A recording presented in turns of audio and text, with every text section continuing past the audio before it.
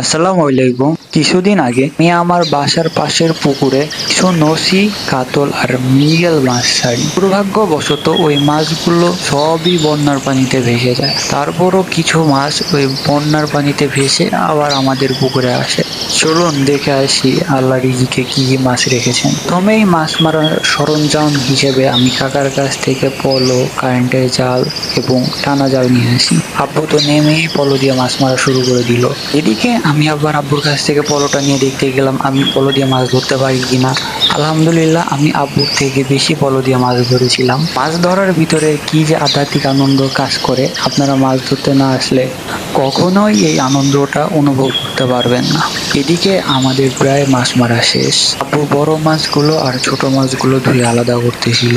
পলো দিয়ে অল্প কিছু নসি আর মৃগেল মাছ ধরতে পারি, আর হাতায় হাতায় কিছু কই মাছ ধরি আর কি।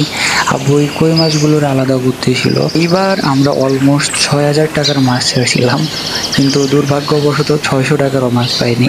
সব বন্যার পানিতে ধুয়ে নিয়ে গেছে। এই দেখুন, বন্যার পানিতে ভেসে কি কি মাছ আসছিল আমাদের পুকুরে, খালি কই আর কই।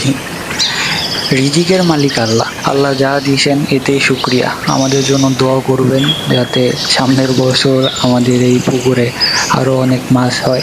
সামনে কি কি মাছ ছাড়ি, কিভাবে পুকুর পরিচর্যা করি, কিভাবে পুকুর তৈরি করি, এই নিয়ে সামনে আরো ভিডিও আসবে। মাছগুলো বাসায় এনে আমার আবার দেখতে ইচ্ছা করলো কি কি মাছ পেয়েছি, নসি, কাতল, কই। আমাদের জন্য দোয়া করবেন, আল্লাহ যেন আমাদের রিজিকে বারাকা দান করে, এবং আপনাদের জন্য দোয়া থাকলো। আল্লাহ হাফেজ।